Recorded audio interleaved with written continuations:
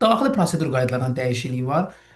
Birinci sənəd qəbulu olacaq. Keçən də belə idi, sənəd qəbulu idi. Sonra tibbi müayinədir. Sənədlər tam şəkildə təqdim olunan namizədlər tibbi müayinəyə daxil olunacaq. Sənədlər dediyimiz Milli Müdafiə Universitetinin saytından qeyddən keçirirsiniz. Ərizə anket formasını saytdan yükləyib onları doldurub əlavə edirsiniz. Yəni yenidən şəkil PDF formatında əlavə edirsiniz. Psixoloji, nevroloji, narkoloji, vərəm, dəri zöhrəvi qeyddə olduğunuz poliklinikadan bu arayışları alırsınız. Əgər yaşınız 18 deyilsə və siz bununla bağlı deməli valideynlərinizin razılıq ərizəsinin notarial qayda təsdiq olunmuş formasını alırsınız.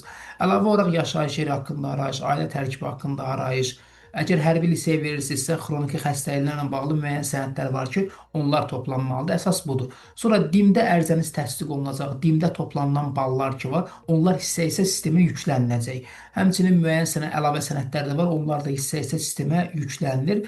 Artıq Milli Müdafiə Universitetinə sənəd qəbulu başlayıb və sənəd qəbulunun son tarixi də belə məlumdur. Keçən il nisbətən bu il daha tez başladı və bu sizə daha biraz əlavə şans tanınmış olur. Sənəd qəbulunun son tarixi 31 maya qədərdir. Sənəd qəbulu ilə bağlı çətinliyi olan şəxslər, bax burada nömrəmi görürsünüz, nömrəmə yaza bilərsiniz. Fiziki hazırlıq səviyyəsi və fərdi psixoloji xüsusiyyətlərin qiymətləndirilməsi əlavə olunub. Bu yeni mərhələdir, üçüncü mərhələdir. Tibbi müayinədən sonra olacaq bu. Yəni tibbi müayinəni müvəffəqiyyətlə keçmiş namizədlərin fiziki hazırlıq səviyyələri və fərdi psixoloji xüsusiyyətləri də qiymətləndiriləcək.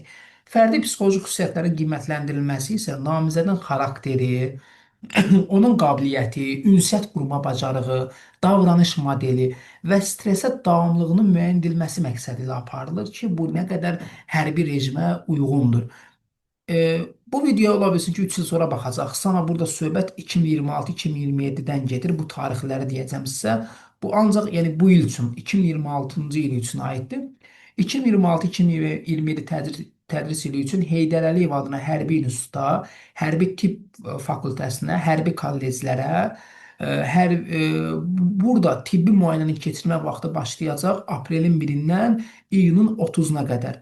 Hərbi liseylərdə isə tibbi müayinə mayın 1-dən iyunun 30-na qədər olacaq.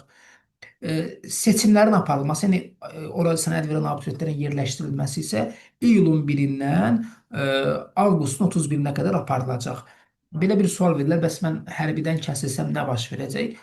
Digər universitet kolleclərə balını çatırsa kodlaşdıra bilərsə, problem deyil. Birinci hərbinin balı çıxır, sonra ixtisas seçimi DİM-də başlayır.